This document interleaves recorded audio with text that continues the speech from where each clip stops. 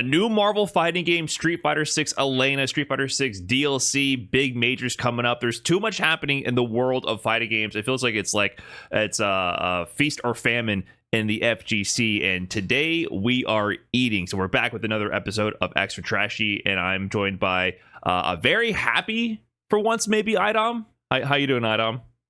Good. Feeling good. Yeah, I mean, I would imagine it's not Marvel 4. But it's kind of close. Marvel Tokon Fighting Souls. How did you feel when you saw that trailer? Were you watching it live? Because I actually gave up hope.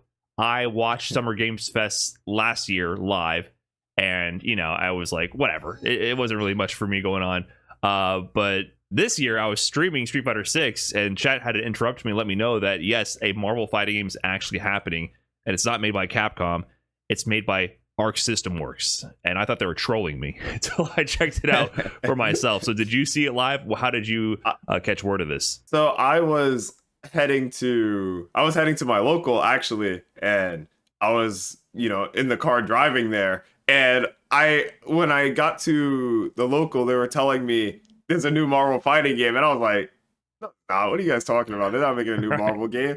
And then they showed me Marvel Fighting Souls, and I was like, oh shit, it's actually happening. I can't believe it. So I was super excited when I saw it. I watched the trailer. I saw the start with Iron Man and Captain America fighting each other. The game looks really good, like visually, and that's kind of one thing ArcSys always does well. I think Strive is one of the best looking fighting games out. Dragon Ball FighterZ is also really good looking fighting game. So it's going to be really good, and I can't wait to see the visuals because ArcSys does so good when kind of like fan servicey kind of aspects. And like I said, Dragon Ball had a lot of, cutbacks to the anime. So I can only imagine Marvel doing the same thing.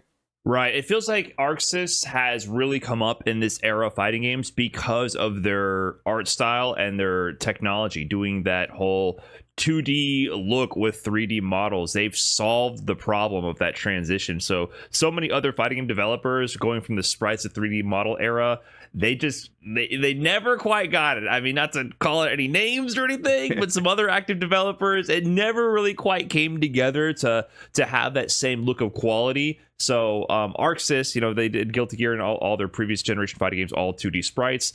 And then once they came out with DBFZ, and then even Exerd, for example, was, I think, still at the time, it looked really good, and it had that 2D look to it. So they already kind of got their feet wet with Exerd. Then DBFZ solidified it. That game was gorgeous out the gate. They really did justice to Dragon Ball Z, and they made it feel like you were really playing Dragon Ball Z in that game. Guilty Gear Strive comes out as obviously a gorgeous game, and it tricks your eyes. You feel like you're playing an anime. Like, it just feels like you're in live control of an actual anime there. And then so it makes perfect sense for ArcSys to be the ones handling this one. But it's huge that it's not a Capcom game. It's not Marvel vs. Capcom 4, which is absolutely like jaw-dropping to see. Because when I was watching the trailer, I kept saying Marvel vs. Capcom. I had to stop myself when I saw it, because it's so synonymous to the fighting game brain that a Marvel fighting game is produced by Capcom for what, 2 decades? Has it been 25 years? I can't even go back far enough to, it's been more than 30 years, right? It's like what was the first one? Marvel Superheroes. The history has been so long. Children of the Atom, right? Even before the MVC series. So the fact that it's now Arc System's turn to take the Marvel IP into the fighting game realm is just shocking. Like, I couldn't believe it. I don't know if you felt the same way. It is like, I'm a bit sad because like I love Marvel 3, best fighting game by the way. There's gonna be no Capcom characters, which like I like some of the Capcom sided characters too. Like Wesker is kind of one of my favorite Capcom characters, Dante obviously, but even just to see just a new Marvel game, because like Marvel has so many cool, unique characters, and this one I think has kind of more of an advantage too, because in Marvel vs. Capcom games, usually you have to have like it's a balance. You need Marvel characters, you need Capcom characters. Now it's just a Marvel game, so now you can just throw in all the Marvel characters you want. There's going to be so many more Marvel like different IPs you can kind of take from. Like obviously you're going to have the Iron Mans, the Captain Americas, but now you can get like the Nightcrawlers, the Moon Knights. There's so many more just Marvel characters that they can just like handpick and just kind of put into their own game since it's only Marvel now. That's true. And speaking of roster, the characters they've showed so far are Captain America, Iron Man, Miss Marvel, Spider-Man, Star-Lord, Ghost Rider, Doctor Doom, and Storm. So they already have an advantage here because obviously the big elephant in the room here is what happened with Marvel and Capcom. And people will point to, I will do it myself. I'll point to Marvel vs. Capcom Infinite, which was a huge flop. And I mentioned that before on my off-the-cuff reaction to this announcement about, I was just wondering what happened to Capcom between like 2015 to 2017, that era. Street Fighter V comes out and they failed to release a viable product at that time. They obviously scuffed the release for that heavily. Marvel vs. Capcom Infinite was sort of the same situation. A lot of people in the YouTube comments were trying to go, oh, it's not Capcom's fault. It was Disney, sticking their fingers in the pie and too many chefs in the kitchen here ruining the recipe. And maybe that's true, but obviously there's a whole recipe for disaster with Marvel vs. Capcom Infinite because beyond what you mentioned there was the roster, right? Like you said, oh, Marvel vs. Capcom, you have Capcom characters, but you can now have room for interesting Marvel characters. They couldn't have any X-Men when they did Marvel vs. Capcom Infinite. They were so locked in on that first phase of the the MCU that it had to be those characters only that were present in the Marvel Cinematic Universe to represent what's going on with Endgame and all that for Marvel Avengers. So Wolverine, Magneto, they're out. Poor Combo Fiend was put in the front lines of the Capcom PR and had to die for Disney's sins here, and that's where we got the characters are only functions quote that's been memed to death about Ultron's the Magneto function. Ultron's basically Magneto. Exactly, right, except for all the charisma, the legacy, and all the fanfare. So there was a lot of issues with that. On top of it, the game just looking incomplete. It looked like a mobile game. The user interface had no charm, no love and care put into it. The graphics were bad. The lightings were bad. Chun-Li's face was memed on. They were forced to do her whole face after the announcement trailer. Just from the get-go, it was looking sketchy. And so that was a whole recipe for disaster. Now, I don't know if that's what led to this collaboration over Capcom. I can't say that for sure. But from this initial trailer, they passed the eyeball test. I think, to me, that is the most important thing with gaming. Does it pass the eyeball test? Do I look at it and go, this looks good? And this game, instantly, as soon as you see Captain America and Iron Man on the screen, it looks good. Yeah, that's kind of how I've always been with games. You call it the eyeball test. I feel like if you can look at the game and kind of just get like a good feeling from it, whenever games come out, I always say like you got to play the game for at least an hour, and if you're still interested within that hour, you're gonna keep playing the game, or you're gonna be kind of invested. You gotta pass the investment barrier at that point, so you get like an hour to play. They passed the eyeball test. Obviously, when the game actually comes out, the investment barrier is going to happen.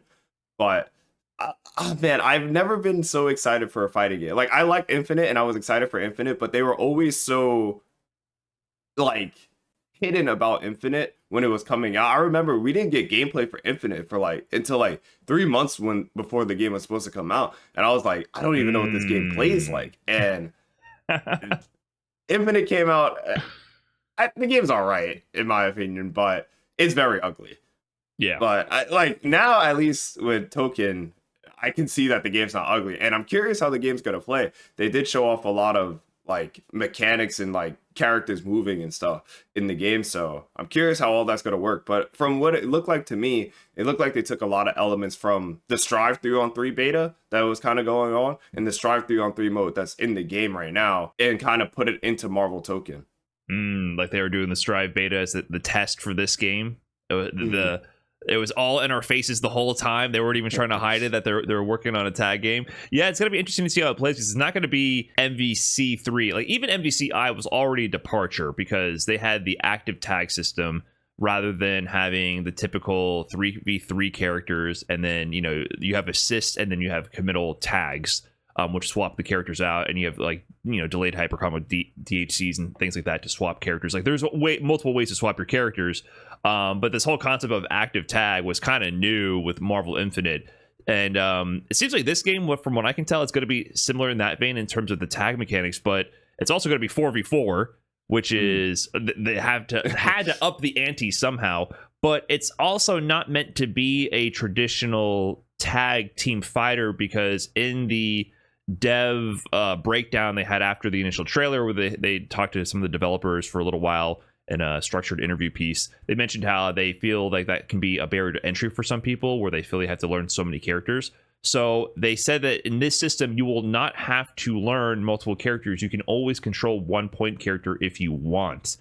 So they didn't exactly break down how that would work. One speculation I have is you just have one giant life bar, like, for your team, and it doesn't matter who's getting hit. Because the idea being you can just play your 1 point character and call your other 3 characters as needed as assists, but you're not forced to tag into them. And it also sounds like that means you're not going to have mechanics to force other characters to come in either, like a snap, for example, like Marvel had. And yeah, so it's going to be, it also means there's no incoming mix, right? Like if you have one health bar and your point character dies, it's over. So I think they're eliminating that aspect of incoming and character swapping, which is a huge identity, I think, for Marvel versus Capcom. That's a massive part of it. Like, that is the steamroll mechanic, and how the most grimiest mix-ups happen is on incoming, right? So they wanted to kind of smooth that out, which I do kind of agree is a little harder for newer players to a tag series. So it kind of finds a middle ground. But that can be a pro or a con depending on like what your expectations are for this kind of a game. I know in Dragon Ball that they got away from the incoming mix-up, because incoming mix-up is really, I don't want to say bad, like, because I play Marvel games, and I think incoming mix-ups are kind of like where you get to see like the most grimy stuff, right, or like the most grimy mix-up. But I do understand for a lot of new players it is kind of scary. You know, you get hit, your character die, and then it's like, you know, time to guess, I don't know where I'm going, or I might just cover the screen with something and then you just get hit again, and then it kind of leads to the steamroll. So I understand why they're trying to go away from it. I do think they'll probably take a lot of aspects from Dragon Ball as well. They have a successful tag fighter right there that they can kind of borrow a lot of their ideas from. With the character thing, I thought it would be more like Skullgirls, maybe, kind of like you could put one character with like just getting the mega health bar, or you could have multiple characters and then the health bar is kind of more divided. So I'm curious how they're going to actually do it, because maybe say I'm playing like, I don't know, Doctor Doom, Captain America, Iron Man, and Spider-Man, and now like they're all their health bars are kind of cut in 4, as opposed to like I just want to play Doctor Doom, and now I have one big Doom with kind of Captain America and all their assists. So I'm curious. I do want to see how all that's going to work. I do think it'll be good to kind of take a Skullgirls approach to it, but we have to see. Yeah, I mean, that could be an option. I don't feel like my hunch would be that's not what they're going for. I think they're just trying to say, my hunch is the one life bar. That is going to be my hunch, because the way the gameplay trailer was set up, they didn't show off anything that would make me think that there wouldn't be assists or tags available, because every interaction they showed, there was tags going on. Now, that could just be they chose not to highlight, you know, a different aspect of playing it. But my assumption is they want to have all the flexibility of the tags without the downside of forcing you to play a certain way, right? Like maybe you only tag if you want to play a certain matchup, but you don't have to, right? You can just play your 1 point character with assists the whole time. But yeah, like you said, there's still a lot to dive into, and with a game like this, there's so many mechanics. They did show off a lot of mechanics during the trailer, though, if you watch it. So they do have, you know, your basic ABC launcher, air combos in the sky, knockdown. It looks a little more Strive-like you mentioned, in terms of those combos, though, than Marvel. I didn't see anyone, you know, there wasn't any Magneto activating flight mode and carrying you across the screen to a whole corner knockdown. So it's yet to be seen if there's going to be a lot more vertical freedom and mobility, kind of like a Marvel game, Marvel versus Capcom game. I guess we got to specify now. We can't just say Marvel game anymore. But it seems more Strive-like. I agree. There are box jumps, like, you know, you have instant air dashes as well with cross-ups with assist calls. We saw Doom cross over someone while calling an assist to get a mix-up like that, right? So there's going to be grime like that, assist calls with instant air dashes and cross-ups. They showed off a crossover mechanic, kind of like maybe like an alpha counter, like in block stun. You can use that to call in your other character. Mhm. So there is a mechanic to swap defensively, tagging your other character to knock the opponent away and get your offense going instead. You can call assist during the combos. And like I said, for the tags, everything they showed from the trailer, from what I saw, was all active tags. And I think the motif they're going for with the Fighting Soul is every time you tag, there's like a yellow aura going from your point character to the next character you're going to control. Like you are one soul controlling the different characters. So when you call in the regular assist, they just come out and do an action. But if you then tag into them after their action completes, it swaps your soul from controlling your point character to the new character. So they had that kind of yellow aura and to demonstrate that motif. So I didn't see any raw tags, for example. It was always assist action, then tag, sort of like an active tag, but maybe not like MBCI levels of flexibility where you can tag at any point and cancel it, which I think led to like Omega degenerate gameplay, which I think is beyond this. I don't know how you feel about active tag. I feel like active tag went too far in the flexibility where it actually reduced the scope of viable strategies because some of them were so much better than others that you ended up seeing less variety because of it. I feel like active tag, at least for Marvel Infinite, always kind of led to like you would just do something in the tag and then it gets like very lonky or like very weird. I don't know how to really describe it. It was very jank. And that was kind of one thing I didn't like about Marvel Infinite. I feel like a lot of tag games try to do active tag, but it's never done well. But yeah, I gotta see, because even with like 2XKO, they kind of have a similar thing where, you know, you do an assist and then you can kind of tag at any moment, which is kind of leading to like, you know, weird mix-ups where like, you know, I'm Darius and then Ari just teleports behind me and now I blocked the wrong way because Darius hit me from behind. So active tag is kind of weird. You just gotta see, because I don't know. Yeah. We never played the game yet, so just gotta see. Yeah, my hunch here is that it's not really an active tag. I'm calling it that, but like more like you do your assist move, and after their assist completes, you have the option to then also swap into them, like a limited window active tag. So there's no raw tag, but it's more like assist then swap is what it looks like. Obviously, there could be a million more ways to play. But that's just what the trailer showed us so far.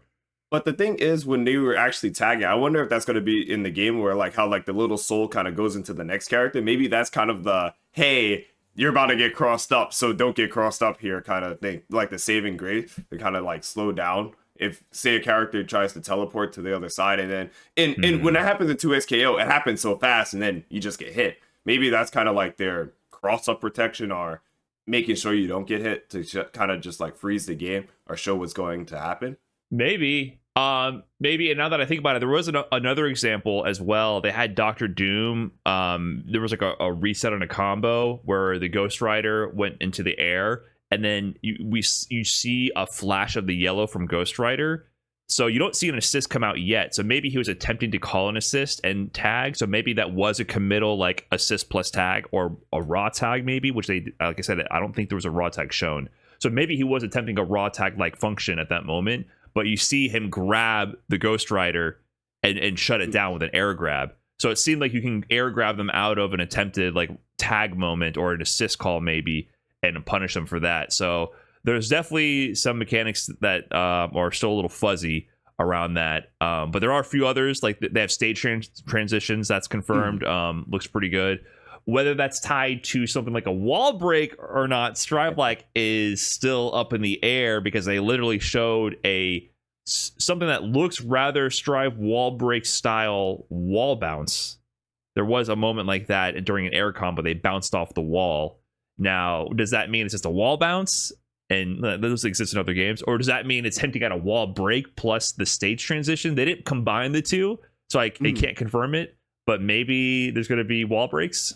I don't know. I think wall break's all right, and I think wall break kind of gets a lot of new players into the game, so you like just don't get mixed and lose. But even at the same time, I thought when I first initially saw it, I was thinking, oh, it's like Dragon Ball. You know, my character died, he went flying to like a rock or went flying to the next part of the stage. So there's no incoming mix-up, so the next character would just come in. But like I said, I don't know, because I don't know if everyone's sharing the life bar. That was kind of my initial kind of thought of it. I was thinking, oh, that's just Dragon Ball-esque, is to avoid incoming mix-ups. But like I said, I don't know. They didn't show too much, but this is all Well, speculation. when they did the stage transition, it was Star Lord, and he gets right back up. So it Oh, so wasn't. you did. There's been no character swaps at all. There's been no incoming. I can confirm that at least after analyzing the trailer a couple times. There's no character swaps in that sense, right? Like incoming. So Star Lord gets smacked. He goes into the stage transition. It just goes from like the park field area to more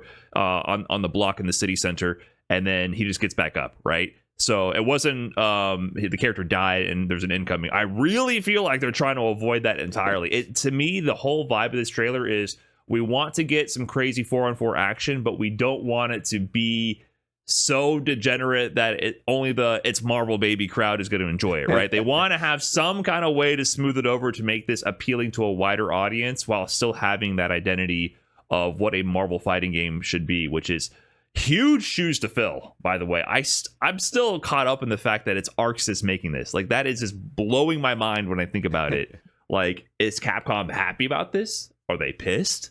Or did they fumble the bag? Or did they pass up on the opportunity? Like, there's so much in my head about like what's going on here. Does this mean Marvel vs. Capcom 4 is never happening? I don't know. Capcom got SNK. They're gonna make CVS 3 soon. Maybe. I mean, Is that what it is? Maybe, yeah, that's what I actually think it is. CVS 3 is gonna be is any moment now. But I want to see how ArcSys does, because like I said, ArcSys' past track record of games have been amazing. So I think they kind of deserve the opportunity to kind of get their take on like their own kind of fighting game. Like I said, Dragon Ball Strive, Grand Blue, even all amazing games. So that's true. They're getting this shot. I will push back on that and say the only thing that I'm really faulting ArcSys with, because to me this represents ArcSys really stepping into that next tier. Like, they already did it to a degree with Dragon Ball Fighters. They successfully accomplished and released that game, because obviously the Dragon Ball IP carries so hard. Any Dragon Ball game is going to sell millions as long as it's not complete and utter like doo-doo on launch, right? Garbage, like yeah. Like the Dragon Ball fans buy bad games in the millions, right? So let's be clear about that. However, they did a good job with it, and it sold, and it sold above, I think, what expectations probably would have been, and it carried weight even in the casual audience because it was a good IP, and ArcSys didn't fumble, and they delivered on a great game. I enjoyed playing that a lot, watching it a lot, and it's beautiful. However, their features and their product quality, matchmaking, modes, things of that nature, it's definitely not of the Capcom tier. Capcom, I think, with the release of Street Fighter 6 has established themselves as like, hey, we're finally entering the modern era somewhat in terms of like feature set, single player content, multiplayer content, matchmaking, netcode. ArcSys, starting with Guilty Gear Strive, set the bar for rollback netcode, but their matchmaking is garbage. The tower system is terrible. I think they're finally releasing matchmaking for Guilty Gear Strive soon. I think they said in like August. Okay, so that gives me hope. Maybe that's them trying to get their act together for the 3v3 was practice for Marvel Tokon. Maybe the matchmaking is as well. So there's a lot of little things in terms of product quality that I still like scratch my head looking at ArcSys, where they're still stuck in like the 2005 era, which I think so many fighting game developers are. So if they can nail that, they already got the game design, and they already got better than anybody the art style and the graphics. Like they are the kings of that right now, in my opinion. If they can nail the product quality, I think they are going to be leading the pack. Like neck and neck with Capcom and Bandai Namco. I don't know. They had something going. They're struggling right now. Okay, but to be fair though, like every fighting game except for Street Fighter 6 has been so bad when it comes to like modes. Like I can't really fault Dragon Ball for that. Like Dragon Ball doesn't have like cool modes, or like the lobbies are terrible, but that was every fighting game. Like Street Fighter 6 is kind of the first game to get it right. So I do think even still ArcSys has a really good chance, and they're gonna use Strive as like a beta to kind of test everything. So I think Strive is literally like, I don't want to say a beta ground because it is a full game, but it is kind of a beta ground right now. Yeah, I get that vibe too. But okay, yeah, Capcom was the first, but that's because everybody was 20 years behind. Like, it's about time. And Street Fighter 6 is lighting a fire under, I think, a lot of developers' asses in that sense. Like, it was inexcusable how we were living. And COVID really put some motivation to a lot of these developers as well. I think they realized we have to make these games fully fledged online products that work. And they can't be carried just by an offline enthusiastic community, a niche community. It has to be a fully fledged working product. So that's the one thing I would say for Arc Sys. If they can nail the smaller little details in terms of matchmaking, online play, because Dragon Ball Fighters was a great game. I dropped it because the delay based netcode. It was just not fun to play. The netcode was horrendous. Yeah. So they fixed that with Strive, and they did really good at that. But then on Strive, the matchmaking was really bad. There's other little things that kind of chipped away at the average grinding online experience. So maybe this is their chance for the full package to come together. And they're flexing the budget. I mean, part of that developer interview, one of the guys was saying most fighting games don't get to see this level of budget for production, which I think, to me, is almost as direct a shot as they can take at Marvel vs. Capcom Infinite as possible. I really feel like they're like, hey, they gave Marvel vs. Capcom Infinite, a shoestring budget. We are not that. Like, there will be no Chun-Li faces. There will be no functions. Like, this is going to be a big budget game, and it's going to be a fully fledged product on release. And that's what I'm hoping for. So, Marvel Tokon Fighting Souls, it's real. I can't believe it. I also can't believe that Street Fighter 6 Elena has released, and she's not a low-forward Drive Rush character. Oh my god. She actually plays kind of unique. I'm enjoying Elena. I don't know if you played her at all, iDom. I have messed around with her a bit, but I kind of went to I don't think she's that good, and I'm not really that interested, so I think I got it to, like, master, and then I was like, yeah, I'm probably never going to play this character again. You didn't like the gameplay? Not really. I was just kind of like, she like, felt like her role was cool and like all that stuff was cool, but I felt like she missed kind of like basic combos and functions, like her low forward target combo not working on working on crouchers and stuff like there was so many things that's just like, why? Yeah, it definitely feels like there's a handful of limitations. I think her low game feels really bad, and I'm not sure how hit conformable her crouching medium peak target combo is. Having it not combo and crouchers just adds to that hit confirm mental stack, and so it does feel like you're playing, like you're trying harder for sure. No, like she's one of the characters where you're trying harder. But I will say, I'm having the most fun with her out of like any DLC character that had been put out in this game, besides maybe like Ed and Terry. Like, I think she's my favorite DLC character so far. I really enjoy the way that she plays differently compared to the rest of the cast. She felt, when I was playing her for the short time, it felt like I was playing Manon. That's honestly, it felt like I was playing Manon. Like, I'm working so much harder than everyone else, and like it's just not.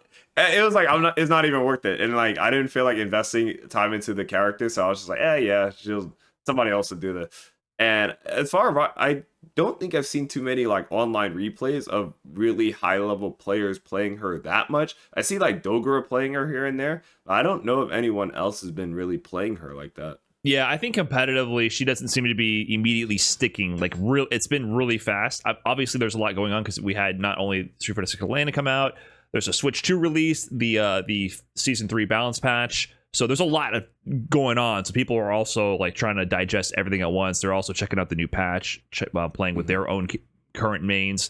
But it's not immediately sticking like Mai did, right? Mai comes out and it immediately sticks, and that's definitely a sign of a character fitting the competitive meta, like being a strong character. It's a really good way to judge if a character is going to be represented heavily at a higher level and in tournaments. Mai immediately had that because she was clearly playing Street Fighter 6, had the low forward drive rush strengths, a spammable stand heavy kick, and spammable fireball game plan for obscene mix, right? She stuck. You saw her everywhere. Elena, I got her to Ultimate Master. I did not fight hardly any other Elenas on the way. When I played Mai, I fought a lot of Mai mirror matches. There was a lot of Mai mirror matches. So the character is a little bit less popular, I think, in general, just as a character.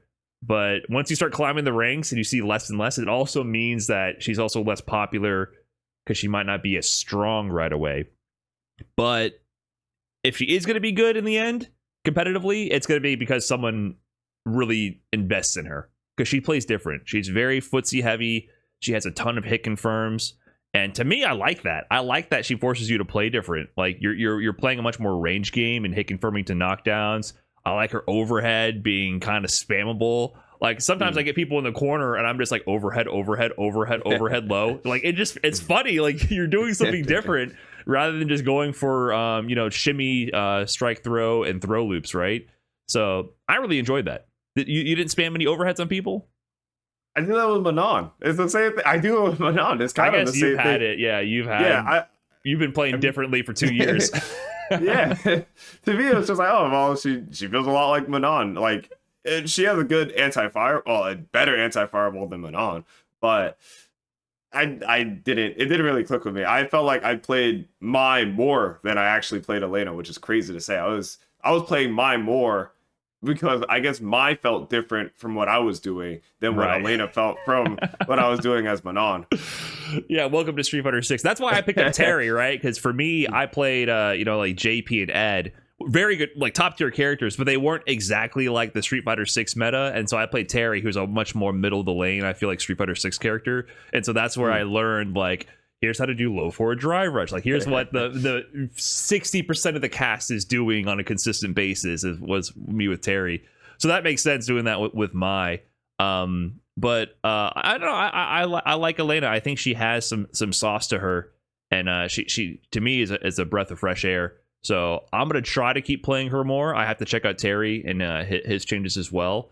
But I think there's a possibility that we see some strong Elena players, but it doesn't feel like a character that's going to be everywhere for sure. Yeah. No low forward drive rush means you're not going to be everywhere. Just how it is. She does not feel like Mai or like Bison or Akuma. She definitely feels like this. The people who are going to play are going to be like dedicated Elena players, and not like, oh, this character's top tier, let me jump ship to go here. But which was funny because that's how she was in 4. That is true. Maybe they're trying to play it safe. To be fair, the way she was good in 4 was just very bad. Like, for example, like obviously everyone had the PTSD from healing. So when they announced that, they're like, oh no, healing's back. But that was integrated very poorly into Street Fighter 4 with the ultra mechanic. You could focus attack through fireballs safely and build your ultra meter and regain your health and then heal. And you could just do it raw on a knockdown and get your health back and loop that situation. So that was bad. Like, that didn't make sense of the mechanics of the game. So healing in this game, though, the extension of level 2, you got to combo into it. So that already, and it costs 2 bars of super meter, and it doesn't even heal that much. So it already limits its potential. I think healing is cool now because I've been using it here and there, and I think it does make a difference. It's not like Omega powerful. If it rebuilt like a bar drive gauge, for example, I think then it would be like, whoa, this is really worth it. But I think it's useful here and there, so I think that's interesting. But there's nothing about Elena in Street Fighter 6 that compared to a Street Fighter 4 version where you're like, yeah, this is busted. Like, there's no fake or hard to punish spammable moves. There's no jank hurt boxes so that people's combos don't work on you, and there's no spammable healing. So none of the secret sauce that made her a pocket demon in Street Fighter 4 exists in Street Fighter 6 right now. She's just kind of solid, I feel like. I actually thought her healing would actually heal a drive bar from the first couple of trailers they showed, but yeah, her healing to me doesn't feel that good. I feel like you get an extra throw, like you heal like 13, maybe 15% of your life. So I feel like it's not even really worth it. In Street Fighter 4, when like you could heal a lot, like all you needed was like a throw into healing or a knockdown into healing, you would get a decent amount of life back, especially if you could just spam focus as well to get healing. But I don't know, not really that high on Elena right now. Well, listen, when you kill someone with level 2 and their health is low enough, you can end it in healing, and then they sleep in the flowers you plant. Okay, so I don't know if you've done that yet. I've never even realized that. I didn't even know that. No, if I can kill you with level 2 because it does some damage when she goes into the healing pose, it does a little bit of damage. If their health is low enough, I always end in healing, and they just nap in the flowers. So I've been doing that a lot. So that's good. Like, she has a little bit of flair to her that I like, and I will say I do think healing is very good if you both have low health. right? If you're both at low health and then suddenly you get the life lead over them because of the healing and the damage from level 2, and then they're in like a throw range and you're not, that's a world of difference, I think, in terms of your options remaining. But it is kind of niche when the healing is good. But can't you just go into the regular ender that would do the damage and kill your opponent?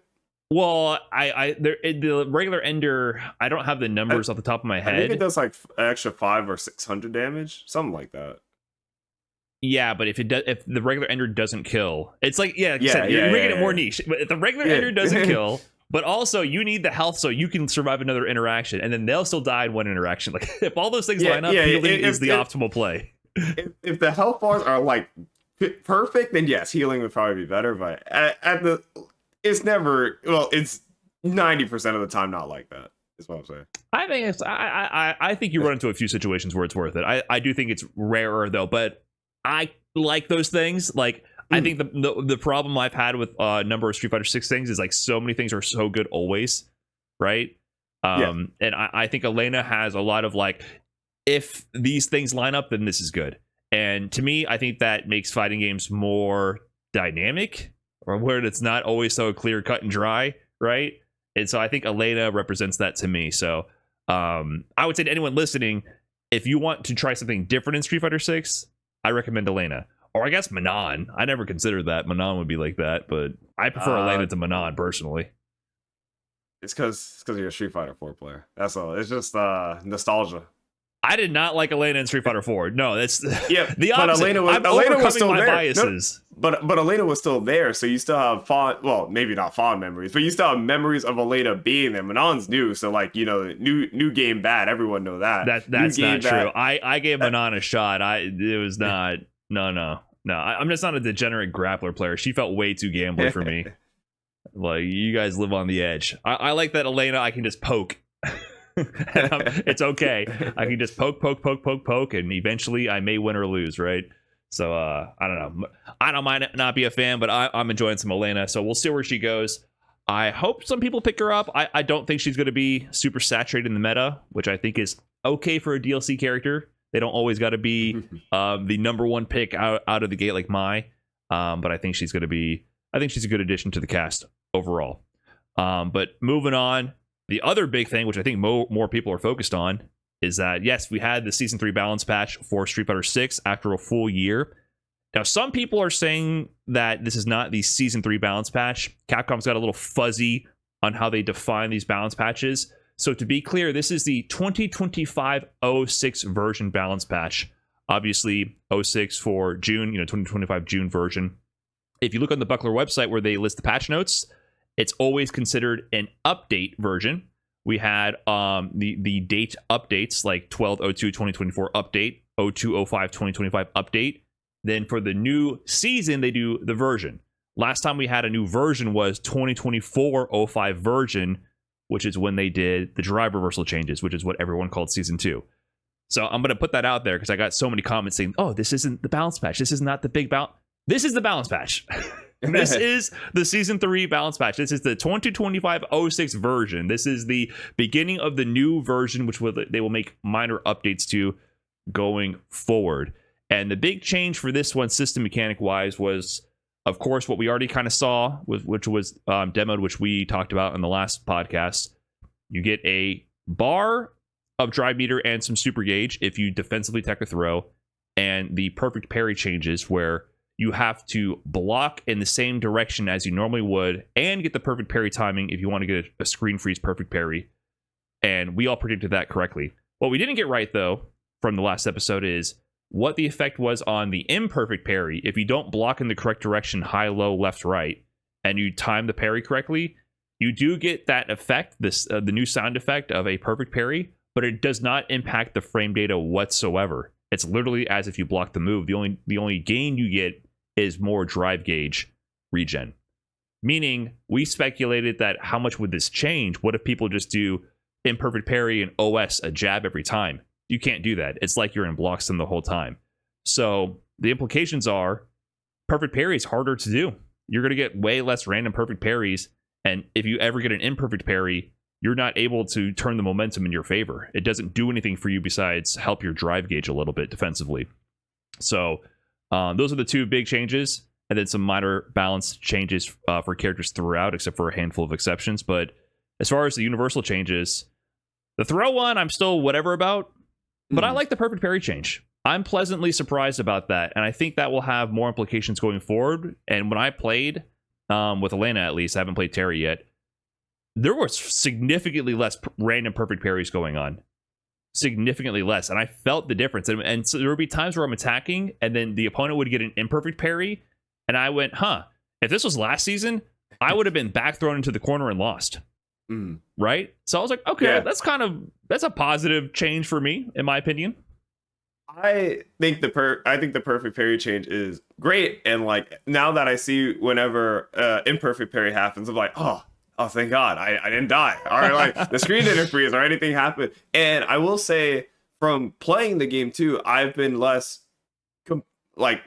complaints when I actually do get perfect parried, because it's like, oh, you meant to do that. You know, you got it. You knew I was gonna go low here, so you know, good on you. You got a perfect parry. So I really enjoyed the perfect parry change. I am a little bit disappointed that the imperfect parry thing is kind of how it is. I thought not that you would be able to OS jab, but I did think that the frame data would change a bit. Maybe if you got an imperfect parry, maybe you wouldn't get punishes, but maybe you would be plus. Say if you imperfect parry to jab, because like, you know, somebody doing jab on you, and then you get an imperfect parry, you would be able to take your turn, not just be like, oh well, he's still just gonna do his jab string anyway.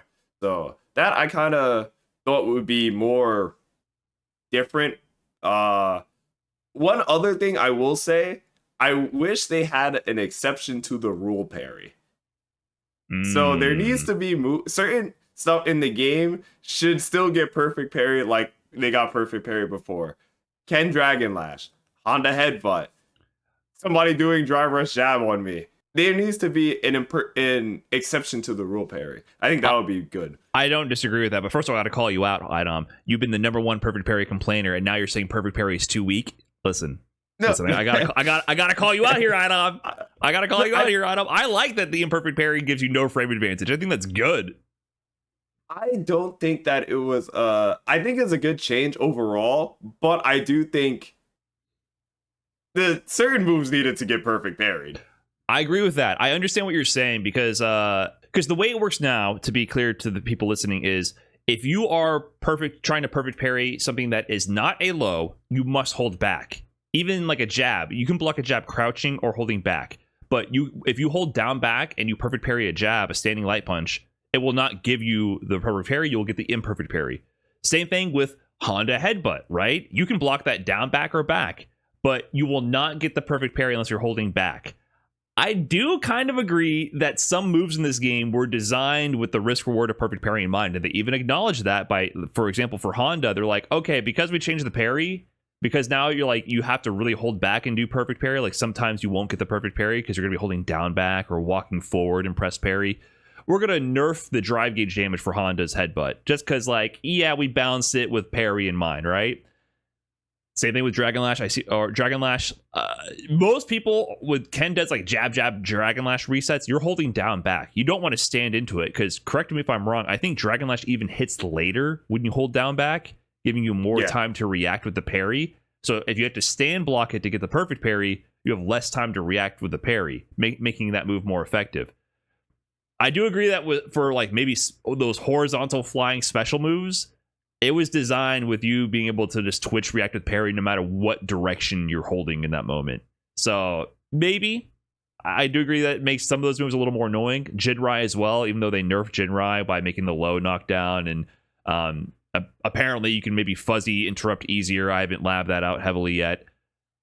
But yeah, it makes them a little bit better when you got to actually block high-low, whatever, when doing the parry. But I will take the trade-off because I think getting random perfect parry on lights is so obnoxious. I hate that. Like, so I think it's, to me, overall, could be slightly better, but I will take it as a step in the right direction. And in conjunction with the perfect parry change, they thought about this because they also buffed everyone's, for the most part, they buffed most characters' crouching light kicks to be stronger and have better frame advantage on block. so that doing things like crouching, drive rush into crouching light kick is plus on block almost universally now. So that's because now you can't just tap perfect parry and beat both a drive rush crouching light kick low or a drive rush overhead, for example. You have to actually react to which one they're doing.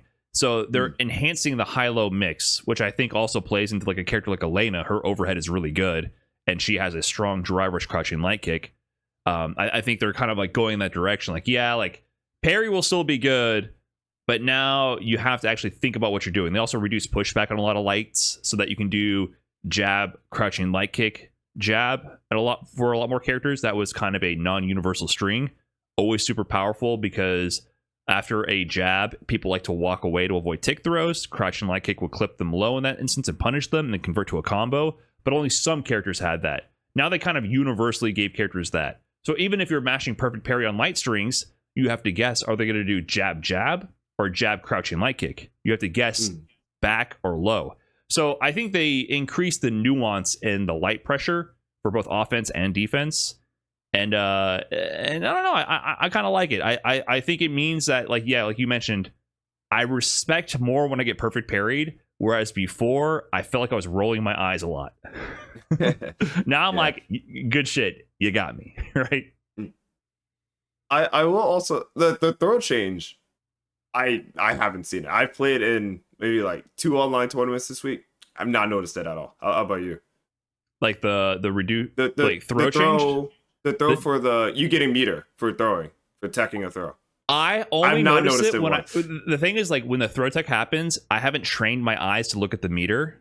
So now, like in the past couple sessions, I'm like, wait, let me look at the meter. Like, what's happening over here? So literally, it hasn't even like entered the mental stack at all yet, because I'm only now telling myself to even look out for that. I find myself a little confused based on the meter situation. I'm like, wait, what happened to the meter after the fact? So maybe it'll get more obvious, but I don't think it's added it up to much yet.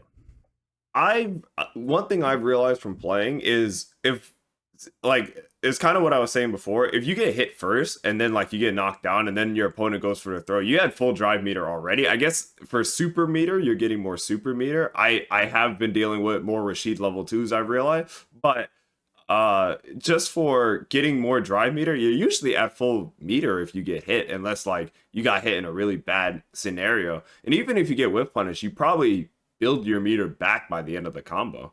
So I don't really understand the throw change. I don't think the throw change did too much, but the parry change I've been really enjoying. Right, but they did more throw changes as well, right? It's kind of funny how for many people the throw loops are the biggest pain in the ass in this whole game. They nerfed Ken's throw loop. His throw loop is now like a 1 frame or a 2 frame window where you have to walk up and throw again, meaning backdashing will be stronger against it. And also, like, they might just mess it up. So if you wake up with a jab, you might interrupt them. Elena has an even harder throw loop. Hers is 100% a 1 frame window with the drive rush. So Elena, to throw loop, you get the drive rush right away. And it's a 1 frame timing. If you're 1 frame early, the throw will whiff. You're 1 frame late, the jab will interrupt you. They did that, and was there another one where they nerfed the pushback after throw? Ed's got nerfed. Ed's got nerfed. I don't even know if he can drive rush throw at all. I think his might just be gone. He can't. He's too far. Yeah, so his is just gone entirely. Not even a 1 frame throw window. So it's pretty interesting. They chipped away at 3 of them. Now people point to like Street Fighter 5 and say, oh, they got rid of throw loops. Why don't they do it in Street Fighter 6? And Street Fighter 5, they started a similar way, right? Like Karen kept her throw loop for way longer than most of the cast. And season 3, like where we are now at this point, I know for sure that Balrog lost his throw loop. Like that was gone very quick, right? Like he was, season 2 to season 3, he had to die for his sins, basically. They made an example out of him. And so I remember losing my throw loop at this point in the game for Street Fighter 5 with Balrog. But not everyone lost it. So Karen kept hers all the way into like season 4, or season beyond that, 2020. Like it was like she kept that thing for so long. So they did do character specific changes for throw loop. So I wonder if this is like them experimenting with that now, and if that will be a direction that continues and more characters have their throw advantage adjusted in the corner. I'm the reason I think they did Eds. I don't think it's that deep. I think the reason they did Ed is because they see Ed as a zoner, and the zoner shouldn't be throw looping you. Like most zoners, I guess Guile as well doesn't really have a true throw loop. So I think that's kind of why they went that direction with Ed. Ken just gets you to the corner every hit, and honestly, every Ken kind of just throw looping you anyway. So they had to do something with Ken. So that one kind of makes sense. So I don't think it's that different. I think they just wanted to nerf those two characters because they were pretty strong last season, to be fair. Well, JP has a throw loop. Like JP really don't got JP doesn't have low forward drive rush. Yeah, neither does Elena. Yeah, Elena doesn't have a throw loop. Elena has a one frame throw. It's not the same. Yeah, like, exactly. She does have a throw loop. Yeah, so I'm saying I get your point, but yeah, but Elena's also not a zoner too. Elena's not a zoner. She's a space control character. Yeah, I get your point. Yeah, but I see your point that they might be going characters like design philosophy wise per character. Yeah, it's yet to be seen. It could be that this is something they look more into as they go. I think from the Western perspective, I think the complaint is they go too slow. is the issue here. So yeah, I don't know. Throws are mostly the same, I think, in this version of the game. Maybe over time that meter awareness will come into play a bit more. I think it's subtle though, so it's hard for people to even notice. Like I said, my eyes literally aren't even trained to see the meter. Now, like as I'm playing, I'm trying to like look at the meter and like see the adjustment. Because even in the heat of the moment, like knowing who was the person who teched the throw can be a little ambiguous. Like it's not something you normally pay attention to because it doesn't usually matter. There is even a subtle difference in the pushback, like who gets pushed back more based on the throw defensive tech. And I can't even remember who gets pushed back more or not because that was such a subtle thing that it rarely mattered. So these are subtle mechanics that might make a difference at higher level metas in the end, but it's gonna have to simmer for a while before it becomes part of anyone's game plan. But what about any personal main changes, iDom? How you doing over there with those Manon adjustments? I don't think I got the update when I downloaded Street Fighter 6. Like for some reason, I don't think my game updated, but they still let me play online. But I don't know. I think I've been kind of missing the patch notes recently. Like I didn't get any changes. I don't think so. You don't think so? No. Maybe you didn't notice some target combos knocking down or some interesting interactions. Not really. I realized my stand medium punch got nerfed for some reason, but. Besides that, no changes. Okay, well, to be fair, Manon is a strange case. So they did nerf her infinite burnout loop they added more recovery on block, so you can jab trade now, right, with the stand medium punch and burnout. And they tried to nerf Aki's as well. Jab beats it now. Before jab would trade before, jab beats it now. Oh, right. That's correct. Yeah, so jab will just beat it, so you can't just spam medium punch. And then Aki's, they increase pushback so she can loop less her burnout loop. But hers is still stronger, I think, than Manon's. It's not as cut and dry. Manon's you just jab now, and it's over. So it seems like they wanted to reduce those infinite burnout loops, but to compensate, what do they give in return is the question, I suppose. I mean, the other thing is like there's still so many characters with that kind of stuff, like. Terry can do what? Jab, strong, crack shoot, right? It's the same thing. It's kind of like it had less loops than Aki's. I would compare it to Aki's, right? Where you can loop it and you get the dry rush cancel to keep it airtight. But I think he only got 2 before you had a dry rush cancel, where Aki could do like 3. So his was more meter hungry to get, and also I think it corner carried less. So I would put his below Aki's, but yeah, it was a similar type. And it's still there, and they buffed Terry.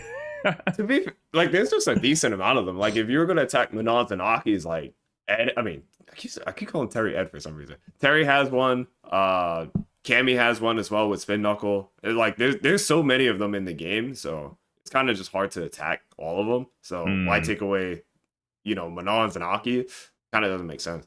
Well, Manons was the most stupid brain looking. Dead. Yeah, it was kind of brain dead. It was very brain dead. To be fair, yes, Manon's was the most like obvious from everyone involved and literally required the least amount of string knowledge. Like, you just press medium punch, and then I think drive rush canceled after like 5 of them. Right? Am I correct? Was it like that? Like, that's... Yeah, but you would, there was you had to hit medium punch pretty good, and there's more complexity behind how you had to hit medium punch. Like, sometimes your hand gets tired from hitting medium punch so often. A lot of intricacy going into hitting medium punch. Right. Some joint pain might occur from spamming that button too often. Some repetitive stress injuries. Right. Those poor Manon players working hard. But I think that's what it was. I think it was more like, this looks dumb from every level of play. And even someone who's not a high level player can look at this and be like, huh, this looks kind of dumb. Or a Manon player who's not very good, go, huh, this looks kind of dumb. Medium. You know what I mean? Like, it takes literally 0 seconds in training mode to get that down. Even with Aki, like, you had to kind of loop the sequence and understand the subtleties of when you had a drive rush cancel to keep the sequence. There was like at least 5 minutes of training mode. Yeah, that's what I was saying. That's what I mean? 0 minutes in training mode versus 5 minutes of training mode. Like, that's infinite percent more, and that makes a difference in perception. You know what I mean? Like, that perception difference is huge, and the possibilities for mistakes where people get out of the situation. If an Aki player messes up, they get out, right? With Manon, I think she was just a victim of circumstances. She didn't have much else going on. I mean, I think she was okay before this patch. But that was, I think she was just, it was an unfortunate thing that had to go because it was just too stupid looking. I think she is in an awkward spot when it comes to balancing. Every time there's a balance update, I'm like, I don't think this character is going to get buffed and or nerfed every time something happens, because the grapplers are too hard to change in this game. Lily didn't really get anything good either. Yeah, but I mean, Lily just needs a rework. Lily is a lost cause in my opinion. That's my least favorite character added to this game. I don't think she's a cool looking. Sorry for all the Lily fans out there. I just think she's kind of a boring character with a boring game plan, and she's kind of degenerate. Like, her whole enhanced Condor Spire game plan is just dumb. Like, I just think it's like not a engaging mental battle on either front. Like, you just do it. And so I think characters that have a game plan that's centralized on just do it moves and mechanics end up being the same, or they get gutted, right? It's like either they're the same or they remove that and they're bad. Like Manon, I don't think she wasn't as extreme as Lily, right? But like her medium punch burnout loop was like a degenerate game plan. Like, when they're in burnout, and all your strategy converges on this, right? Like, that was, you just did that one thing, and so it got gutted, even though she kind of wasn't broken with it. It was just part of one of the things that made her good in that situation. So I do feel like one of the more boring things about this patch is that a lot of characters I felt like were treated that way. Manon, Lily, a lot of the cast got like nothing to play with. JP is literally like, JP got nothing. Yeah, JP actually got nothing. Yeah, which is boring. But to be fair, JP I think has the most to play with to begin with. So JP players I think still have fun. He got like slightly buffed on his OD swipe conversion at some ranges, like a little bit of damage, so people use that more. But like nothing new to think about really. So a lot of the patch was safe in that sense, which was pretty boring. And then you get to the Ryus, right? Like, Ryu got so many more new tools to play with. Like, I was really shocked to see that, because Ryu was the biggest winner in the season 2 balance patch, and I think even in like the mid-season major patch, they kept buffing him, and he was really good.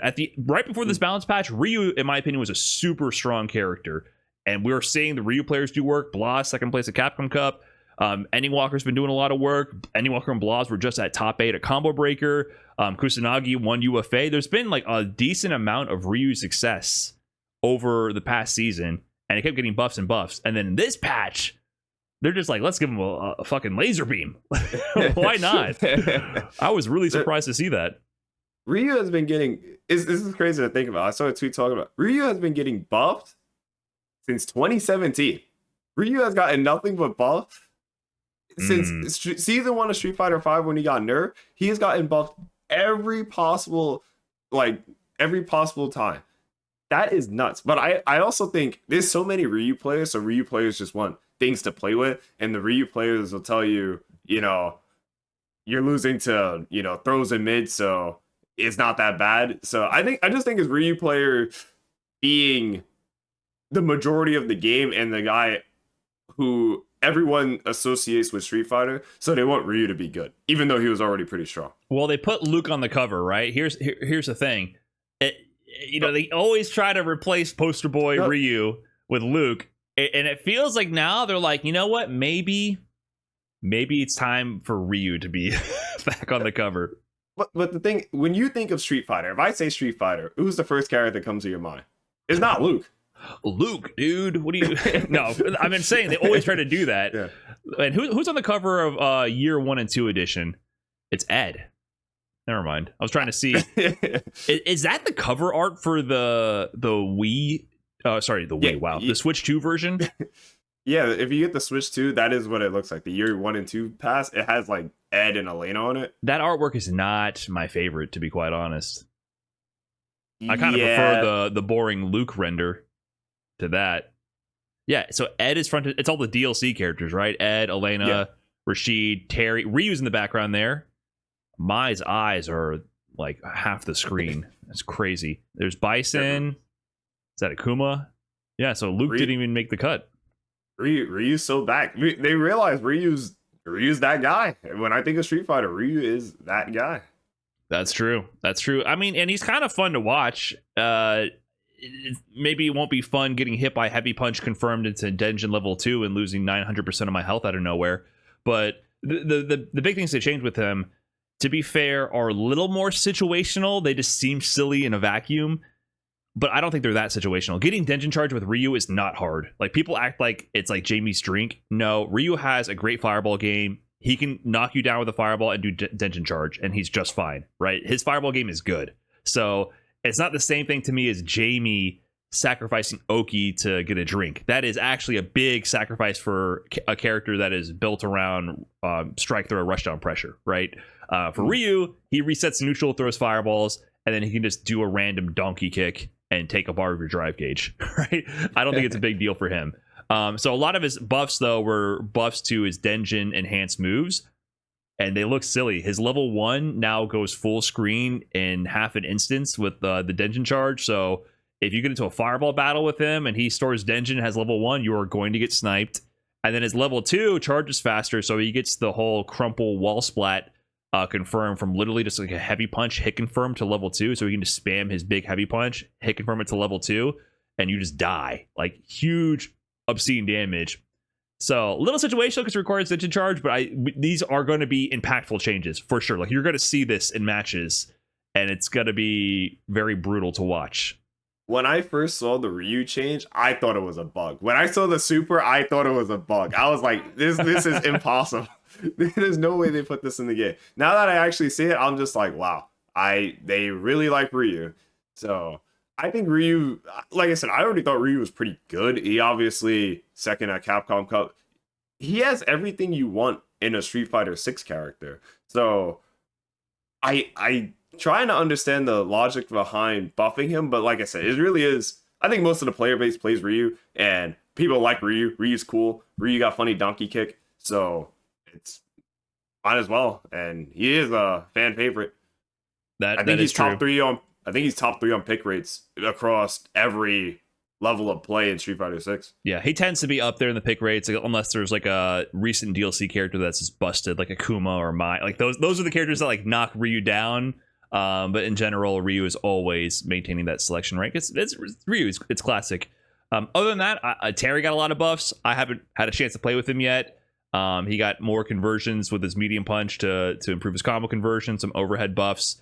Crack shoot goes over lows more. The perfect parry changes make it so that they made his round wave, the heavy ground pound fireball with plus frames a low, so that you can't just perfect parry it autopilot every single time with the parry changes. So I haven't played with him yet, but Terry might be climbing the tier list. I think he's been solid for a long time, and they also keep buffing him like a Ryu 2.0. And a lot of the top American players actually had pocket Terrys.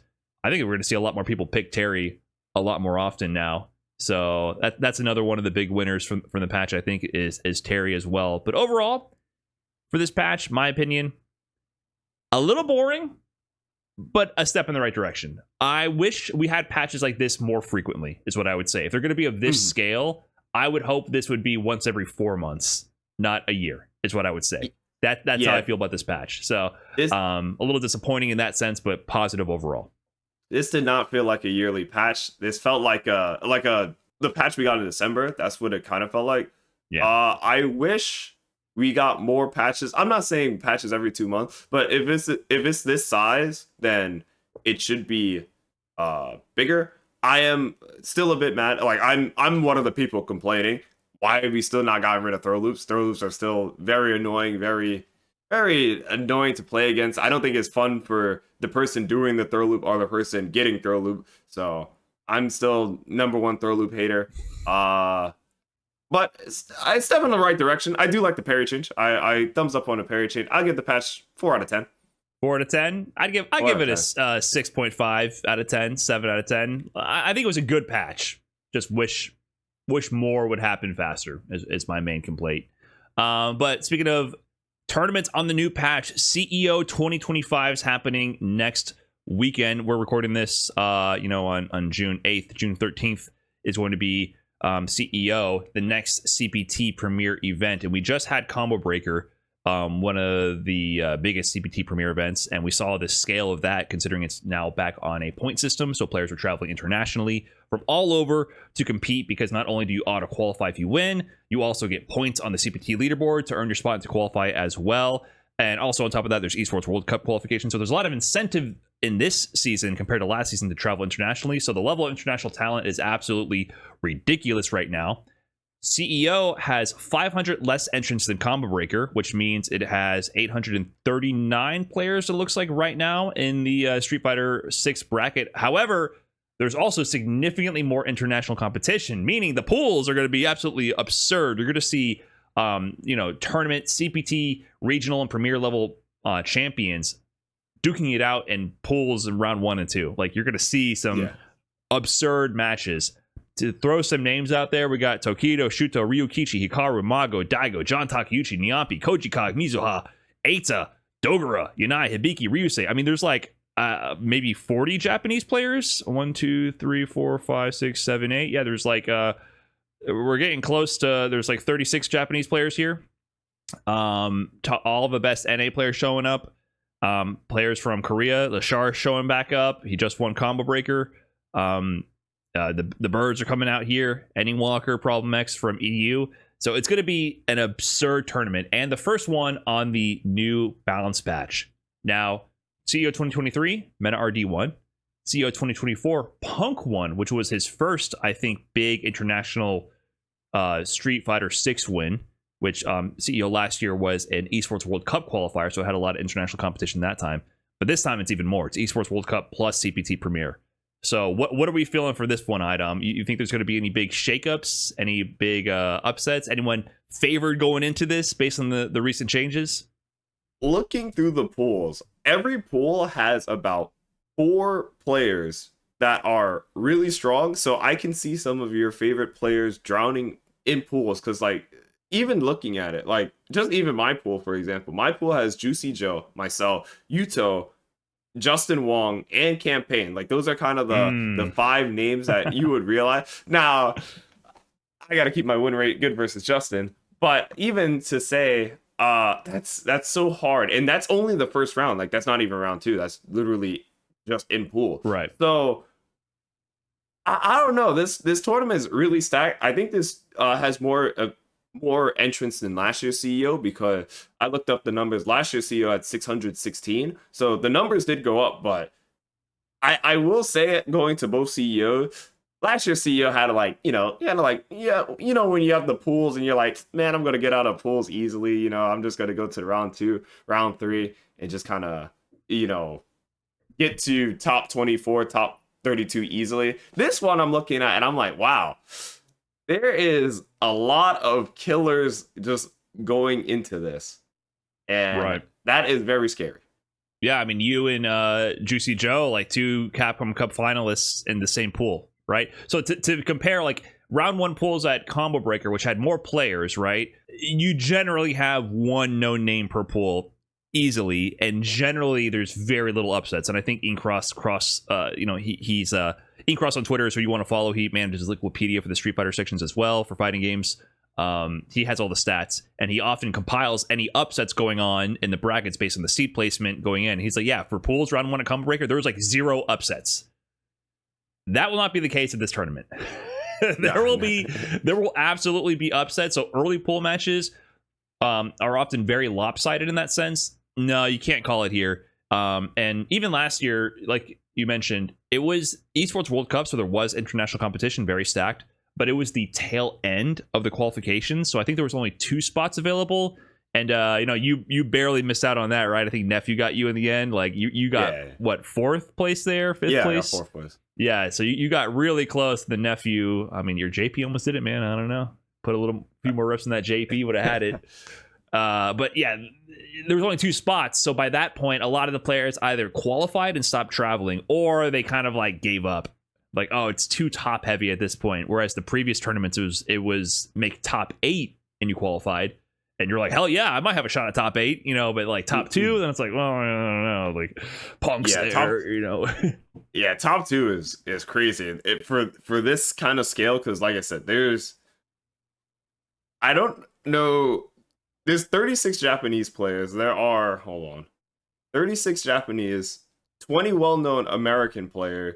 You got 12 for Asia Pacific and 10 for EU. My math might be wrong, but that's about 90 people.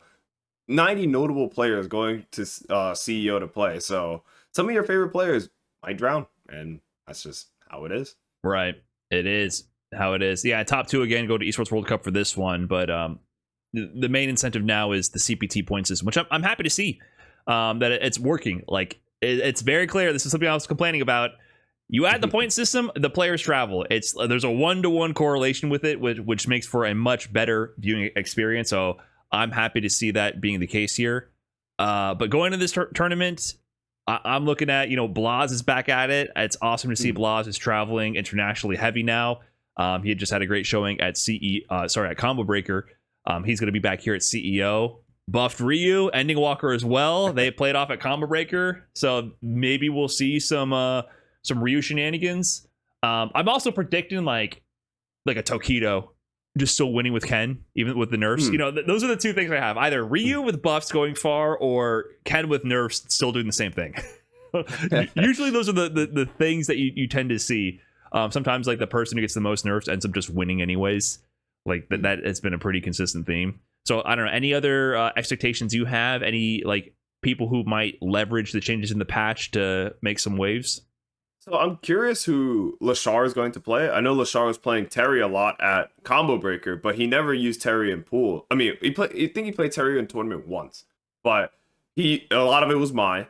I wonder if he's going to stick with Mai and go to Ed still. Like Ed got nerfed, but I think Ed's okay. I don't think he's bottom 3 or anything, but I still think he's a decently strong character. Or is he just going to go full Terry? Because like I said, he was playing a lot of Terry. That's true. That's a good person to call out there. Yeah, because both his 2 most represented tournament characters did get pretty heavily nerfed. I agree that I think both Mai and Ed are still very good. I think they're both very good still. I think Mai's still. She's not as good as she was, but she's still like, if she was top 5, I would say she's like top 7 now.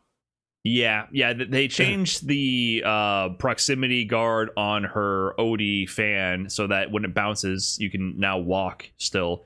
But are you really going to walk away? Like some situations you can walk away from mix, but in others that just means you're opening up your toes and you're just going to get hit low. Like you're still in a bad spot, a really bad spot, heavily weighted in her favor for 2 bars that she just throws out with very little counterplay. But there is a tiny bit of improvement there for the defender. So yeah, it'll be interesting to see. I would love to see some Lashar Terry, man. I'm happy to see him play anything besides Mai. That was my gripe with Mai. They took all my Ed goats. Now they're nerfing Ed. Maybe he can become my Terry goat. That's what I'm hoping to see. I also am curious if Momochi's still going to play Ed, because Momochi was kind of really big on Ed. He played Mai. I think Inkross said he played Mai the first game of every Combo Breaker, and every time he picked Mai first, he usually just lost and went straight to Ed and then won the set. So I'm curious if he'll go full Maya or is he still going to be playing Ed. NNA, we don't have too many Ed players. I think our best Ed player was like Chris CCH. So Texas Showdown champion Brian F. Thank you. Do I gotta pull my cardboard cutout collapsed? I can't pull him out. He broke in half, representing my broken Ed dreams. No, but it was Chris CCH, but he's also playing Terry. Yeah. So I'm curious if how the nerfs are going to be, because I don't think any of North American characters really got nerfed too hard that like a lot of our top NA players play.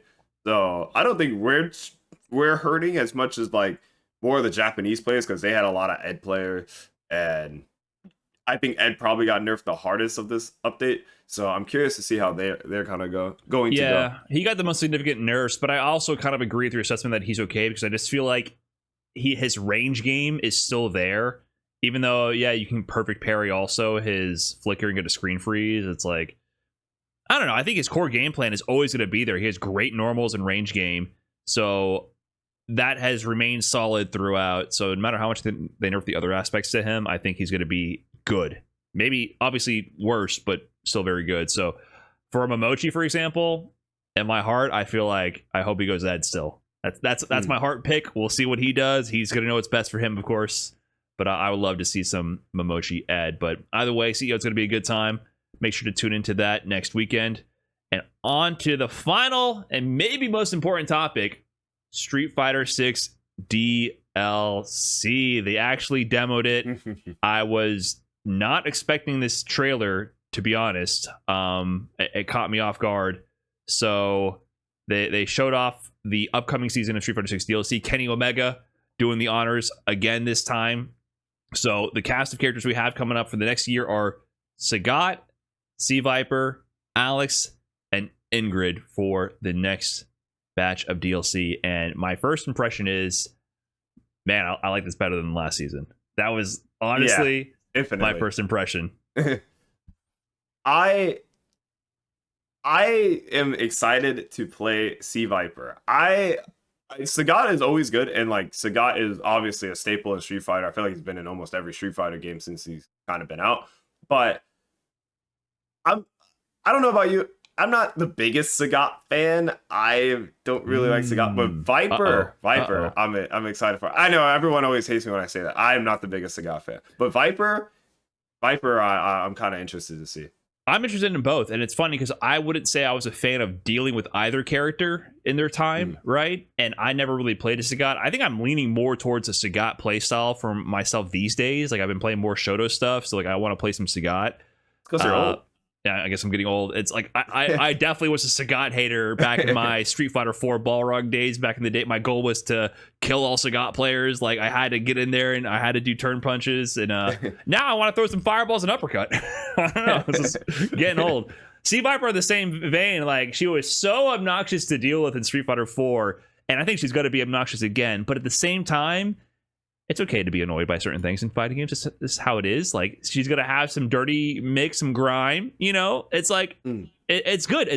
I hope they lean into that with the character, and it makes sense as well with the perfect parry changes. Sea Viper, her big game plan in Street Fighter 4 was of course just ambiguous burn kicks all day, and those were left right mix. Parry got rid of left right mix. Imagine if you could just perfect parry every single time she did burn kick. Now, if she still has that same game plan, if you perfect parry but don't block the cross up, you're not going to get any frame advantage. So I imagine that's part of the design philosophy going forward with these characters, is they're playing with that perfect parry change in mind. So left right mix is back on the table. You know, make it plus on block, and you go for the mix. Even if you get perfect parry, you got the pressure going. So I wonder if they're going to be leaning to that with Sea Viper a bit. Yeah, my thing is I'm curious on modern Viper, because Viper is one of the hardest characters in fighting game history.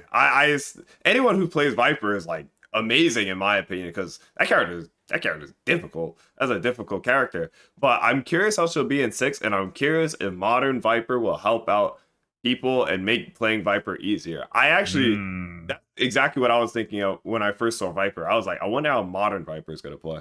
Yeah, because the Viper's game plan revolved a lot around burn kicks, instant air tiger knee burn kicks, super jump burn kicks, super jump cancels for combos, super jump cancels into like her thunder knuckle. Is it burn knuckle or thunder knuckle? Thunder knuckle feints. Thunder knuckle. Yeah, so she had to do like her thunder knuckle, quarter circle back, and then cancel it with another like plinked button, and then you would have to combine all these elements to flow with her. So you're doing jump cancels, you're doing these thunder knuckle feints, you're doing tiger knees. You know, like, it all really flowed. You're doing like button jump cancel into ultra. You know, so if you were a high level C Viper player, you were forced to flow with a lot of these execution intensive mechanics, and a mistake could cost you, right? Definitely not a design philosophy we see in Street Fighter 6. It doesn't really exist. But that type of execution, it's interesting, that can work even in the input buffer era, because yeah, she had links, but like a big part of her execution was all about the feints and the motion execution, which can still exist in a game with an input buffer. So I'm curious if they lean into that. I feel like there has to be some element of a feint cancel. There has to be. Yeah. That's her identity, right? Like if they don't have that, that's not the character. Yeah, I'm curious because I always thought that harder characters were always frowned upon for DLC because people don't usually, want to play hard characters. But then for like people like me who I like a interesting character. I do like playing hard characters. I've played a lot of Marvel 3 Dante, but I'm Viper is probably the most excited I've been for a DLC in this game, and I can easily probably say that. You ready to do low forward drive rush into tiger knee burn kick cross ups and if I got a low forward, if I have to low forward drive rush it's a cross up burn kick off of a tiger knee, that's what I gotta do. Yeah, she might get nutty. Like maybe the way she plays with the drive system will be really intricate actually. So yeah, I'm really curious to see what they do with her, and it's kind of cool that C Viper has grown in popularity. I feel like she's kind of become like a fan favorite, like a cult classic sort of character, because she was a release character for Street Fighter 4. Then in Marvel 3 she was very popular for spectators, not to play as much because she was insane in Marvel 3. That's kind of the thing though, because I think Viper was popular because finding a person who could play Viper was finding a hay in a needle stack. So it was kind of like it was kind of like super cool to see that kind of stuff. I just freaking froze up. But if she's easier, and that's what I'm kind of most concerned about. If she's easier, then the flare won't be there. But hopefully, it's still there. I don't want to find a hay in a needle stack. Though, I said the phrase wrong. That sounds kind of painful. Yeah, if you had to find the hay in the needle stack and you finally find it, you're going to be thrilled at that point if you're still alive. But yeah, I agree. She was unique in that sense. So that it's something I think a lot of fans of fighting games have been clamoring for, is having character specialist type of characters, which is why I'm digging Elena. I feel like Elena is sort of like that already. So C Viper might represent that as well. Speaking of another fan favorite, Alex is coming back. Alex has such a cult following, man. I don't know what it is. I guess people think he's hype. But I'm cool with Alex coming back. Oh yeah, Demon Dance is gonna be back in the mix. Twisted Rivera is gonna be back. Yeah. All the memesters are coming back. We're gonna be seeing all kinds of power bombs into explosions going on all over Twitter. A cat flying away from explosion. Yes, after every single command grab. So Alex coming back. I hope he's a little more or a little less reliant on Lariat. That was kind of the meme with Alex in Street Fighter 5, is they didn't know what to do with him, so they just kept making Lariat more and more busted. That was the most busted normal in the entire game. Like the rest of him was just okay, but they kept buffing that move over and over and over and over again. So that was a little one note for the direction they took him towards the end of Street Fighter 5. But I think he's kind of a cool character as well. So we'll see what they go with that. Do you have any interest in Alex yourself? Is he your type of character? I'm a chargist. I don't really like charge, so I don't play charge characters. But I think Alex is cool. I do think Alex is a cool character. I hope he is, like you said, not Lariat dependent, because I'm not trying to deal with Lariat in Street Fighter 6 where you could just block block lariat, you lose a drive meter for blocking lariat, and then you try to parry, and then you get power bombed, and then you're like Yeah. one hit from burnout. That might be exactly what they're going for, though. That sounds like it would be good in this game. It might be exactly what they're going for. And then you try to DI it, he recovers in time and counter DIs. Yeah. Kind of like a whole Bison active. knee situation, but with a command grab after. Yeah, that might be exactly what's going on. We'll have to see. We already leaked Alex's gameplay strategy. Yeah, then you try to parry something, and he does the lunging command grab, the headbutt grab. Throws your parry for 10 billion damage. And then he gets a combo after because it's like punish counter. Oh my god, this sounds awful. That'd be nuts. Yeah, he throws your parry and he punish counters to a combo from the command grab. Oh my god, that'd be nutty. So that might be what we're gonna deal with. But his costume design and the artwork looks pretty cool. So we'll see how that goes. Ingrid is kind of the wild card here. So this character apparently is controversial. Apparently there's a lot of big Ingrid fans out there and Ingrid haters. I knew nothing about this character. I know nothing about this character either. I had to look up like gameplay, but it looks like she just throws like magical balls at you. I don't know. I'm not an Ingrid fan nor hater. She looked cool, I guess. So my understanding is that she made an appearance on like a PSP port of Alpha 3 and some Capcom Fighting Jam collection on some other system. Like she was on some obscure releases. One of them people deride as being one of the worst fighting game releases of all time. So she wasn't in popular games, so she didn't have a wide audience for people playing her games actively. And I'm not going to lie, every time I did hear buzz around this character for a while as people asking for her for DLC from certain voices in the community, I always thought she was Karen's cousin. When I saw the trailer, when I saw, I saw Kenny in the Ingrid costume. I literally went, "Is that Karen? Oh, it's Ingrid."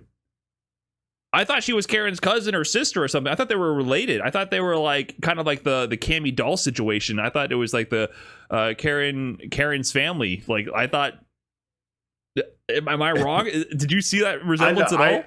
I could see it, but it's just because like Karen had the Ingrid costume, but even then it's just like I don't know who this is. This is okay, right. A cool a new character. You know, I was waiting for them to reveal Kenny Omega himself, because Salvatore Ganache situation. Yeah, they got Ganache. We need Kenny Omega. I was waiting for them to announce Kenny Omega. He's literally Alex. Him and Alex are like, that's obviously there's a huge amount of similarity between him and Alex right there. He could be an alternate costume for Alex. Imagine. Wow, actually, that's something. That if they put out more than one costume every 3 years, they could do that. For Ingrid, when I heard that she was going to be like a magical zoner, I was more interested because I thought she was going to be a Karen. So I had no clue she had any kind of like zoning powers or anything. That to me sounds more interesting. I'm down for characters doing weird stuff. I would be cool with like a Rose. Like I like Street Fighter V Rose a lot, actually. Yeah. I like their take on Rose and Street Fighter V. Like I would be down for that kind of a character, even a Menat, you know. So I think Ingrid, if she can fill that role a little bit of having some kind of more unique zoning with some interesting projectile patterns, I'm down for that as well. But yeah, apparently it's very controversial. A lot of people don't like this character design, and then a lot of people are very defensive about it. There's been a lot of battles on Twitter. I don't think it's that serious. I don't know.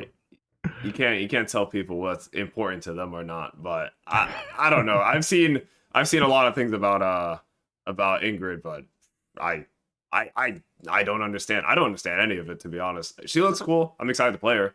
Right. Yeah. It's always interesting to see the difference in community responses around like character announcement time, because I think Street Fighter 6 has crossed that barrier between being a niche product for a core community that is connected in some degree to the competitive scene versus just being like a wider gaming product. And when you're in the wider gaming product sphere, you get a lot of hardcore fanboys that are ready to like kill over their favorite that they're staining. Like they're ready to kill over their favorite media franchise. It's bizarre, but like I've definitely noticed that with Street Fighter 6, it broke that barrier. So you have people who, you know, they download the latest DLC, they play for a couple of days or whatever. They're happy to see their character. They dress up their character in their favorite costumes, and then that's it for them, right? They're not really connected to the competitive scene, which is totally fine. But I feel like a lot of that community, man, they are. Don't mess with their favorite, man. They will go for the throat over their character, and Ingrid seems to be that latest character. So, anyways, happy for you, Ingrid fans, I suppose. I'm interested to see how they develop her. Overall, I'm happy, and this just confirmed my feelings from last year. I was very tentative about Terry and Mai in Street Fighter 6. In my opinion, at the end of the day, as long as the majority of people are happy about what's going on in the cast, I'm usually okay with it. You know, not everything is meant for everyone. I'm not always going to be happy about every single character, so I'm fine with that. But this confirms to me that I probably would have preferred not having Terry and Mai in the game. I probably would have preferred it. The last season's pass was kind of bad for me because it's kind of one thing when they kind of show all the characters really fast and like you already know the 4. When I saw the 4 for season 2, besides Mai, I didn't care for any of them because I knew I didn't like Charge character. I wasn't really that interested in Terry, and I'm not the biggest Elena fan either. So I was my expectations were already kind of low. But at least for this one, I think Viper. I'm curious to see Viper. Alex, I think Alex is cool. I might give him a shot, but if he doesn't have any charge moves, Capcom please. And Ingrid, you know, I don't know who she is. Got to give her a try. New character to me. You clearly have your tastes. Mai was the character I was least excited for. and I think I was proven correct in the end there. She's I did not. I think overall season 2 I did not enjoy in the end. Even Bison coming out, I was like I don't think I love the redesign of Bison in this game. In the end, Terry I ended up maining. I think I've grown to appreciate Terry. I could have done without it. I'm just happy to see more Street Fighter characters in Street Fighter. That's just me at the end of the day. That's kind of my personal opinion. With only 4 characters per season, it's such a slow rate of DLC releases that I care more about that, having more Street Fighter characters in the Street Fighter game. I'm generally not a huge fan of crossover characters. I tend to not care about them. I like crossover games, do the crossovers there, and then in the original IP, especially with with only 4 characters a year, I prefer more of just the characters for that IP. But what do you think about Sagat's gameplay? We actually got a little sneak peek of him at the end in his redesign. They're making him skinnier and skinnier. He keeps getting like more and more stretched out and taller. I don't know if you noticed that. I've seen a picture of his legs. He's not like his calves are kind of like smaller. I've seen, but even then, I saw he had like his V skill 2 is smooth. It looked like not his V skill 2, his V trigger 2 move. Yeah, the knee extension for the combo extension he launches into the super activation. Yeah. So I saw he had that. Curious how that could play out. I mean, that move was actually going back and thinking about it more. That move was kind of like a worse Jinrai, so maybe it'll be like Jinrai in this game. That's what I was wondering too, because they showed the fire effects on his knee as well during that. I was wondering if it was going to be like Sagat's version of Jinrai. So yeah, I mean, they didn't show off too much brand new. It seemed like just they confirmed that he has high tiger shot, low tiger shot, and an uppercut and tiger knee. It's like, look, the character is there. Like, we got if you have those 4 things, high tiger shot, low tiger shot, tiger knee, and uppercut, that is Sagat, right? Then they showed off the V trigger knee and then the teaser of the super. So we'll have to see where they go with him, but it is clearly, by definition, Sagat. Sagat is probably the character who could probably fit in the easiest into Street Fighter 6. So it makes sense why he's first. Like, if the character's announced, Sagat is like, take him, put him in 6, boom, he's there. So I think he's just going to have an easy time fitting in. Yeah, like as is, like Street Fighter 5 Sagat, make the V-trigger knee just a regular special move, give him some supers. Yeah, I don't know. They didn't show off anything unique about his variation here. So, and in general, I feel like Sagat kind of evolves the least out of any of the classic characters. He's been very, very similar. The other character I would compare him to is maybe Guile. And even Guile, I feel like, has evolved a little bit more over the years than Sagat has. Like, Sagat is really just, you're chucking some fireballs and you're doing some uppercuts, man. Like, that is what you signed up for, and we're going to deliver. And I'm about it. I'm about it for this one. I'm down for some classic Sagat action. It's not for everybody, that's for sure. A lot of people hate fighting Sagat, but I don't know, man. Welcome to Street Fighter, man. He's just part of the experience. I can't wait for Sagat to do dry brush tiger knee. And that's all I was already thinking about when I first thought of it. You're gonna try to check Sagat's dry brush, you're gonna stop on a dime, do a tiger knee, and you're gonna get punish countered, and And then he's gonna juggle with like an ODDP and then link into a level 2 after or something. Or yeah, I can already see it. It's gonna be a good time. Well, Sagat comes out summer 2025, Sea Viper autumn 2025, then a break. Alex early spring 2026, Ingrid late spring 2026. So they're confirming that this is the pattern, right? We get 4 DLC characters a year, and there's going to be always that big gap between the second and the third DLC character. So I'm a little disappointed. I'm not gonna lie, I'm a little disappointed about that. I'm really hoping they would ramp up the support. Hopefully they start giving us more attention. The live service to Street Fighter 6 has been a little bit weak. I have a theory. So I think the reason they're gonna do that is because they're gonna do a patch in the little dead time from the second to the third DLC. So I can see that happening to try to keep the game fresh. Maybe like, mid-season update. So I can that's what I'm kind of expecting. That's what they did last time, right? The big patch. So that's the pattern as well. So they had last season, they had the major season balance patch in May rather than June. And then the big mid-season balance patch was in December.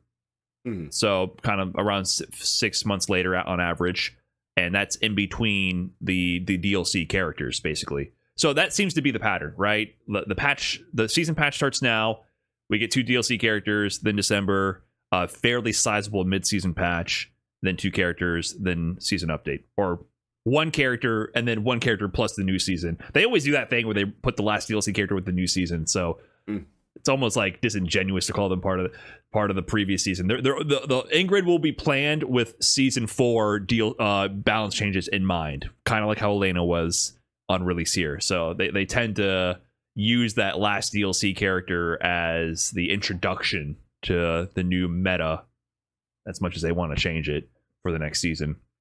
So we're on a steady course for DLC content for Street Fighter 6. We know what's coming up next. We know the patterns now. It's confirmed. It's more or less confirmed that this is the flowchart Capcom's going to be using for updating the game. Overall, I'm happy with what they've announced.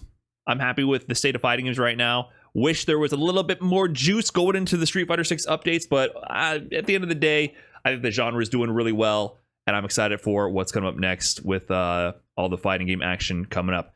Anything to close out on iDom? You're going to CEO next week. Anything you want to leave with the people? Any words you want to give to your fellow competitors at CEO? Nothing. I just wanted to ask you one thing, because going into the new Marvel thing, top 4 Marvel characters you want for the new game, Brian? I need my original main team, my Wolverine, Hulk, Sentinel. What a powerful team that was my Marvel 3 day 1 team, Wolverine, Hulk, Sentinel. So I definitely like me some Hulk. I like Sentinel, but this is me with my Capcom brain, right? That's what I'm thinking. Yeah. And I like some Wolverine. So I definitely want the X-Men to be back. They showed Storm, so we need Magneto. We need Magneto. We need Wolverine. Everything we were deprived by MBCI. That's what I want to see in this game. So, Arxis, make it happen, please. No new characters? I don't know Marvel. Okay, my bad. I didn't know. Sorry. Did you know who Miss Marvel was? Yeah. So you're telling me they have a Captain Marvel and a Miss Marvel? Yeah. They gotta come up with some unique thing. No, I had no clue who the Stretchy. I thought that was maybe Mr. Fantastic's niece or something. Okay. A lot of people a lot of people in comments are not going to enjoy that one. I'm sorry. I mean, no offense by that. I just don't know. I'm not saying she's a bad character. I'm sorry. I'm not a Marvel fanatic. I don't read the comics. Please spare me. All right, that's all we had for this episode. Thanks so much for tuning in to Extra Trashy, and we'll catch you in the next one. Peace.